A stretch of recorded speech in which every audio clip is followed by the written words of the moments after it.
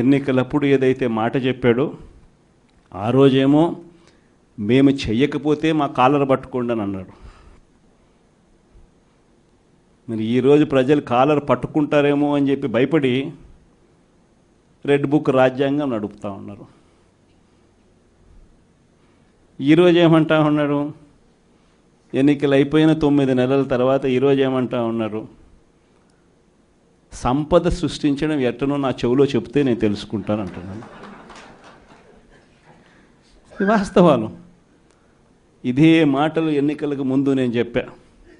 చంద్రబాబు నాయుడు నమ్మడం అంటే చంద్రముఖిని నిద్ర లేపడమే అని.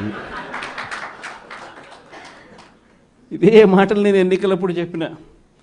చంద్రబాబు నాయుడు నమ్మడం అంటే పులి నోట్లో తలబెట్టడమే అని చెప్పి ఇదే మాటలే నేను చెప్పా. మేనిఫెస్టో ప్రజెంటేషన్ చేసేటప్పుడు ఇక్కడే ఇలా నిల్చుని ఇలా మేనిఫెస్టోని ఇలా చూపించా. మన మేనిఫెస్టోని ఇలా చూపిస్తూ వాళ్ళు చెప్పిన మేనిఫెస్టో హామీలను కూడా ఇలానే చూపిస్తూ చెప్పా. ఇది సాధ్యమయ్యేటివి కాదయ్యా చంద్రబాబు నాయుడు చెప్పేటివి. రాష్ట్రానికి సంబంధించిన బడ్జెట్ ఇది, మనం చేస్తూ ఉన్న బటన్లు నొక్కే కార్యక్రమం ఇది, దీనికే ఇంత డబ్బు ఖర్చు అవుతుంది. మరి చంద్రబాబు నాయుడు ఏమో 1,72,000 కోట్లు సంవత్సరానికి అయ్యే ప్రతిపాదనలు ఆయన చెప్తా ఉన్నాడు. సూపర్ 6లు మోసము, సూపర్ 7లు మోసము అని చెప్పి చెబుతూ మనమేం చేయగలుగుతాము అన్నది కూడా ప్రజలకు అర్థమయ్యేట్టుగా కూడా మేనిఫెస్టో సందర్భంగా కూడా చెప్పడం జరిగింది. ఈ రోజుకి కూడా నేను చెప్తా ఉన్నా, ఓడిపోయాం పర్వాలా, ప్రతిపక్షంలో కూర్చొని ఉండం అది పర్వాలా, మళ్ళీ రీలు వెనక్కి తిరిగి మళ్ళీ అదే రోజుకు మళ్ళీ తిరిగి వెళ్ళి కనీసం ఇలా జరుగుతుందని తెలుసు కదా ఇప్పుడు ఎలా చెప్తావు అని చెప్తే మళ్ళీ ఆ రోజు వచ్చినప్పుడు ఇదే విధంగానే మళ్ళీ చెప్తా. ఎందుకనంటే రాజకీయాలలో విలువలు, విశ్వసనీయత అన్న పదానికి అర్థం అదే. ఎన్నికలు ఎప్పుడొచ్చినా కూడా అదే విలువలు, అదే విశ్వసనీయత అన్న ఒకే ఒక్క పదం మీద మళ్ళీ వైఎస్ఆర్సీపీ మళ్ళీ అఖండ మెజారిటీతో మళ్ళీ గవర్నమెంట్.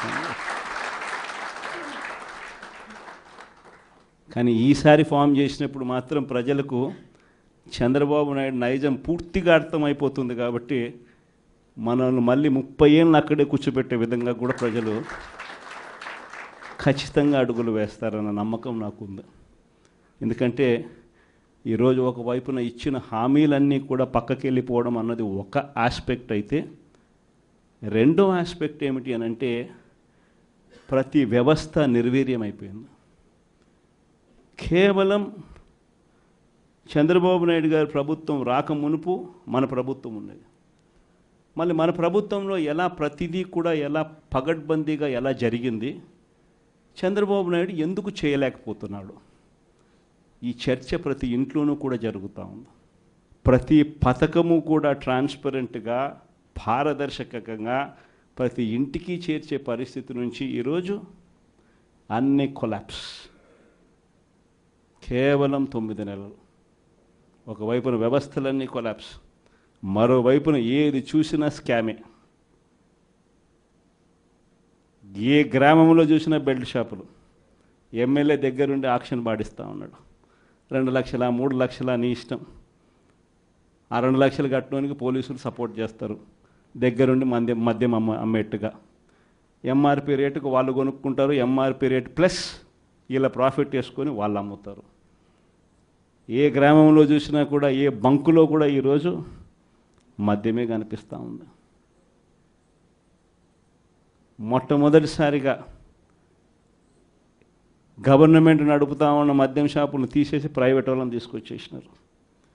ఇసుక ఎక్కడ పడితే అక్కడ డబల్ ద రేటుకి అమ్ముతూ ఉన్నారు. ప్రతి నియోజకవర్గంలోని పేకాట క్లబ్బులు ఎక్కడ పడితే అక్కడ కనిపిస్తూ ఉన్నాయి.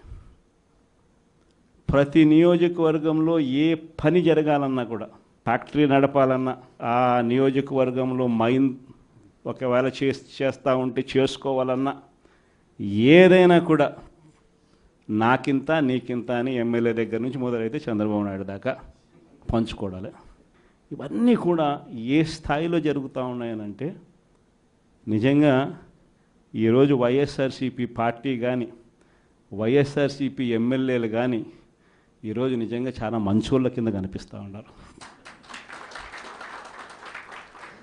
ప్రజలకు. ఆ స్థాయిలో కేవలం 9 నెలల కాలంలోనే ఇంత దారుణంగా పడిపోయినాయి.